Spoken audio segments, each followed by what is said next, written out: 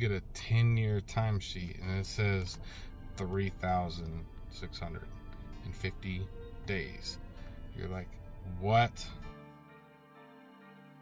Hey guys, welcome back to All City Motivation. Today we're going to be talking about timesheets. So my previous video yesterday was talking about another MA getting flipped over in like a cot on my first day, and running through the scenario of that event and some of the stuff that I was talking about, Kiwi Coffee, and meeting the case manager and the chief of security and just getting the hang of everything that was going on that first day. Day two, when I go meet my case manager, we get what's called a timesheet. So I'm going, I get summoned like 8 in the morning to go to the case manager's office. Go in there, they talk to me about the level system, how a little bit I touched on yesterday. So level 1 for day, level 2, 2 for 1, level 3, level 4, 3 for 1, 4 for 1, and such on.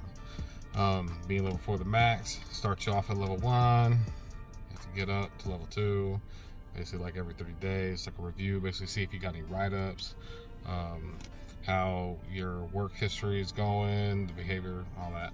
So, timesheet. So he has my first timesheet printed, puts it in my face, and I don't know if you know what a time looks like in days from years, but when you get a 10-year timesheet and it says 3,650 days, you're like, what? So when I first got that timesheet, I was thinking, oh my God, this is freaking something tangible now, besides also getting sentenced and realize that you're there.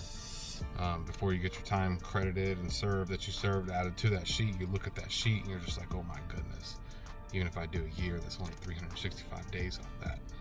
So, I mean, you get that paper and you're just looking at it. It's like, oh no. So, with that, take that back to myself, everybody knows what happens, the next day. So, like, you get your timesheet, like, yeah. So normally after that, they'll put your timesheet on like once a month, like on your bunk if you're not around, or hand it to you when they're passing them out in the evening time before they go home or whatever. So, got my timesheet, they look at mine, and then, I thought mine was bad. And then you see somebody that had a 20-year timesheet that has one of their old ones, and you're like, oh no, you're looking at 8,300 days. 8,300. So it was just, I was just like grateful, but also like in shock at the same time. So by this point, I'm trying to, okay. And they also asked you in that aspect, in that meeting, where would you like to work? You could do like tutoring, you could work in the kitchen, you could try to work at the farm, what they call it, and everything. They have vegetables and stuff there that they grow. Or you could be a trustee and mop the floors, work at the real Vanita, all types of stuff. So naturally, instinctively, I'm thinking like, all right, let's go do tutoring. You know what I mean? Because school is easy. So helping people get the GEDs, help other guys get the GEDs and stuff like that. And plus, I heard at one point in time that you could get time credited towards your sentence for helping somebody pass the GED if you were their tutor. So I was all for it. So that'll be the next. That'll be in the next one. We'll talk about that escapade. I'll go a little branch off in the tutoring escapade to see how that goes, because that was crazy. I felt like I got robbed in that instance.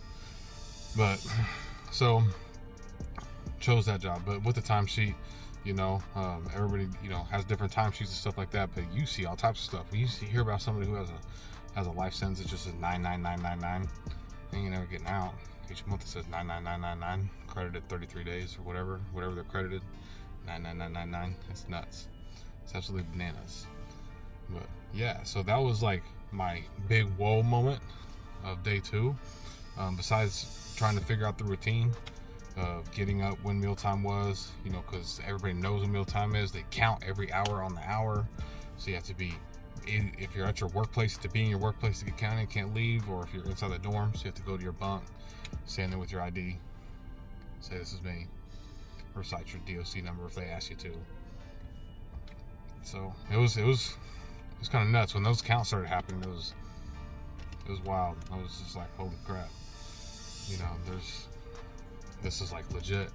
Any given moment, you know what I mean? So making sure everybody's there. Got to, don't want all of us to get out on the streets, I guess, at one time, huh? But yeah, so that was my day 2 experience Avenida that was like, whoa. I thought that was more prominent than yesterday's incident with the whole inmate getting flipped over off the cot or the futon. So that is like, it's just 3,650 days is tangible on a piece of paper, and it resonates.